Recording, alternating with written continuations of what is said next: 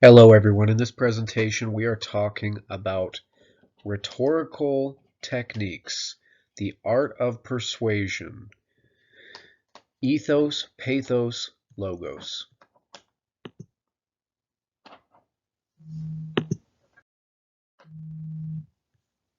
So first we have to identify what is rhetoric. Aristotle defined rhetoric as the ability to discover all available means of persuasion in a given situation. A lot has changed since the days of Aristotle. However, a lot remains exactly the same, especially with regard to persuasion. In simple terms, rhetoric is the art of speaking or writing effectively.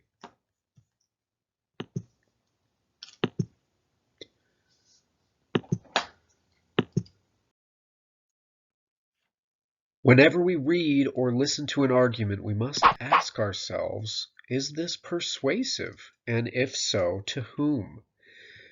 Some of us may be in the habit of analyzing ads or commercials when we see them, and after this presentation, after we learn about the different techniques used by individuals, by companies, by salesmen, we'll find ourselves picking apart arguments as they are delivered to us.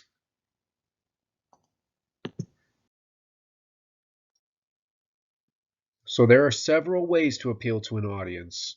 Among those are appeals to ethos, pathos, and logos. These are rhetorical appeals. Let's talk about each of them in depth.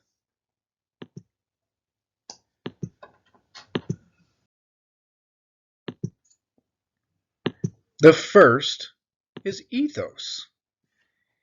Ethos is an appeal to credibility or image.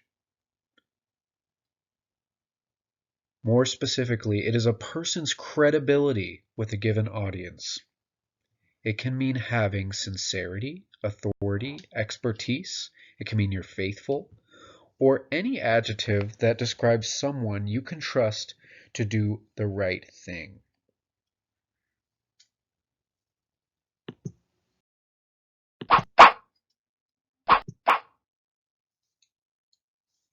Ethos is related to the English word ethics and refers to the trustworthiness or credibility of the speaker or writer or whoever is trying to persuade. It is an effective persuasive strategy because when we believe that a speaker doesn't intend to do us harm, we are much more willing to listen to what he or she has to say and do what they would like us to do.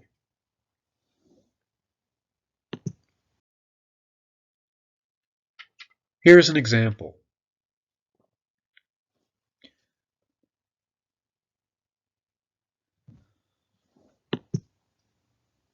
A doctor has credibility when it comes to medicine and health. They are supposed to be the ultimate authority on medicine and health. And that makes sense. It is a long road to become a doctor. More often than not, a doctor spends 10 or more years working towards becoming a doctor. We're supposed to be able to trust doctors with regard to medicine and health. A doctor has ethos.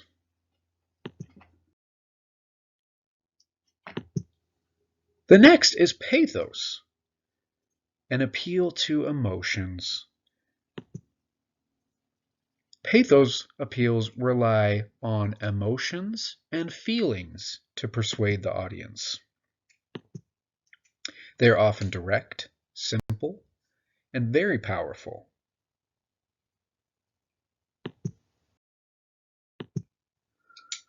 Pathos is Greek for emotion or suffer, more specifically, and is related to the words pathetic, sympathy, and empathy.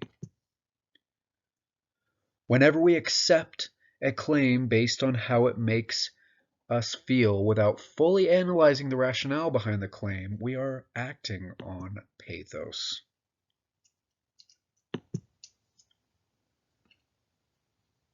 Pathos may refer to a wide array of emotions. It could be love, it could be fear, it could be patriotism, it could be guilt, even hate or joy.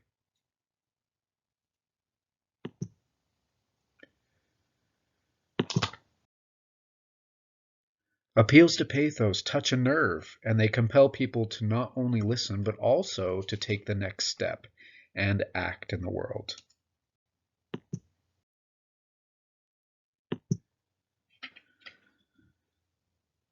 The third and final appeal is logos, an appeal to logic or reason. Many of us would consider ourselves logical people. Logos appeals rely on the audience's intelligence to persuade them. Education causes audiences to be more skeptical of emotional arguments and more receptive to logical arguments.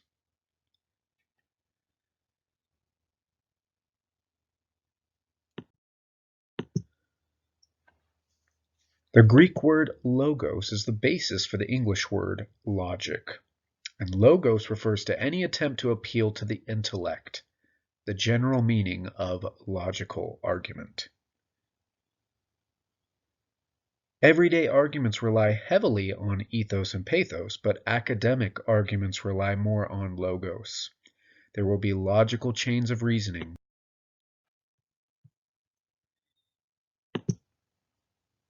Each appeal is equally important and potentially affects the others. We have what is called the rhetorical triangle. There's a connection between each of these three rhetorical appeals. Where we have a logical argument, we have typically ethos.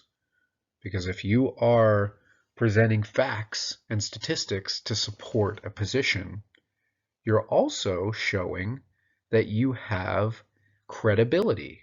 You've shown that you've done the research. And so often, where there is one, there is another.